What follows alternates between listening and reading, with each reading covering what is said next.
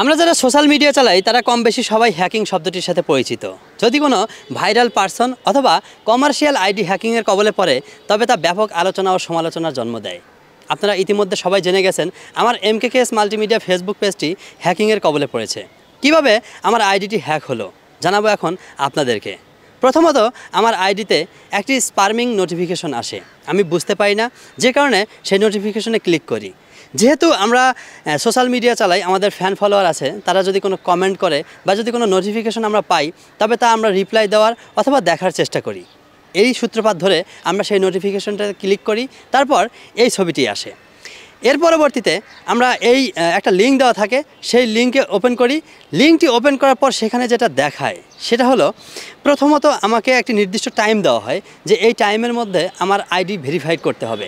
আমি স্বভাবতই আমার আইডিটাকে রক্ষা করার জন্য হলেও আমি ভেরিফাইড করার উদ্যোগ নেই এবং সেখানে আমি কিছু কুকিজ চাই, আমার ফেসবুকের কিছু কোড চাই এবং আমার পার্সোনাল কিছু ইনফরমেশন চাই। আমি ইনফরমেশনগুলো সাবমিট করি, আর সাবমিট করার পরপরই সেটাকে ডান দেখায়। আমি তখনও বুঝতে পারিনি যেটি একটি ফিশিং লিঙ্ক ছিল।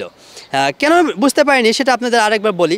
যখন আমি লিঙ্কটা ওপেন করি তখন সেখানে ফেসবুক মেটা থেকে একটা ভিডিও দেখানো হয় যে এই ভিডিও দিয়ে এইভাবে এই নোটিফিকেশনের রিপ্লাইটা এভাবে দিতে হবে।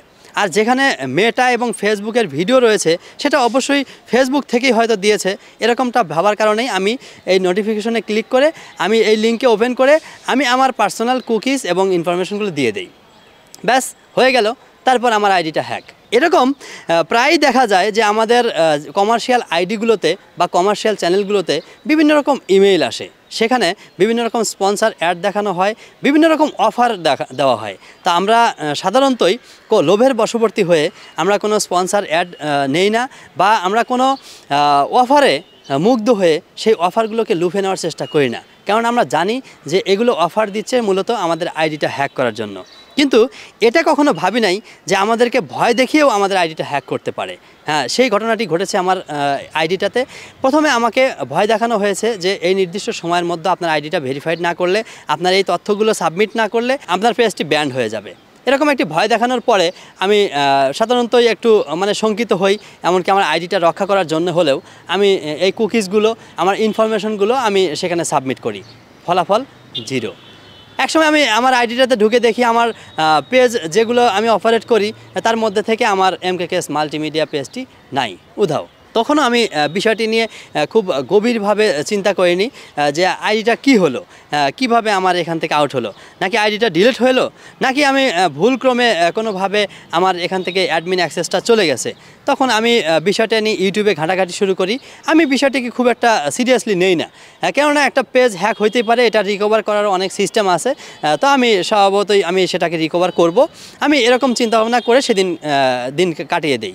কিন্তু পরবর্তী আমি বুঝতে পারি যে আমার পেজটিতে যে রাইট ম্যানেজার অপশন ছিল, এই রাইট ম্যানেজারটা ব্যবহার করে বিভিন্ন নতুন কন্টেন্ট ক্রিয়েটরদের আইডিতে রিপোর্ট করে তাদের আইডির রেভিনিউটা আমার আইডিতে নিয়ে নিচ্ছে। কিন্তু সে কাজটি করছে একজন হ্যাকার। অথচ যাদের আইডি থেকে রিপোর্ট মারা হচ্ছে বা যাদের আইডি থেকে রেভিনিউ নিয়ে নেওয়া হচ্ছে, তারা আমাকে অভিযোগ করে, তারা আমার কন্ট্যাক্ট নাম্বারে যোগাযোগ করে, তারা আমাকে মেসেঞ্জারে, হোয়াটসঅ্যাপে নক দেয়, আমাকে ফোন দেয়। আমাকে যখন অভিযোগ করা শুরু করে তখন আমি বুঝতে পারি আমার আইডিটা দিয়ে কী ধরনের ক্রাইম সংগঠিত হচ্ছে। তখন আমি থানায় এ বিষয়ে অভিযোগ জানাই, এ বিষয়ে থানায় জিডি করি, এমনকি ডিবি অফিসে জানাই। আমি সর্বত চেষ্টা করি আমার আইডিটা ফিরে পাওয়ার জন্য, সেই সাথে যে হ্যাকার এই ক্রাইমগুলো করছে তাকে ধরার জন্য আমাদের চেষ্টা চলমান আছে।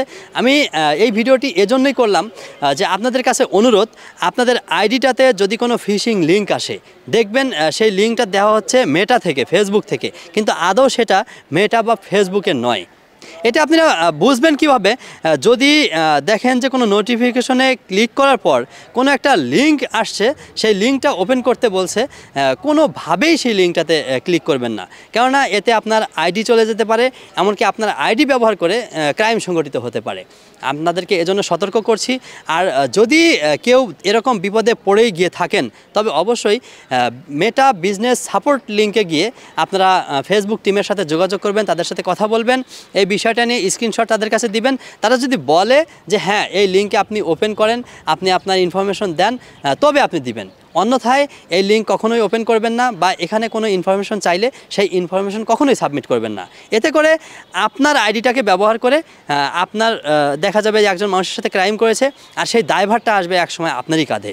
তাই সবাই সতর্ক হন, সবাই ভালো থাকবেন, সুস্থ থাকবেন। আল্লাহ হাফেজ।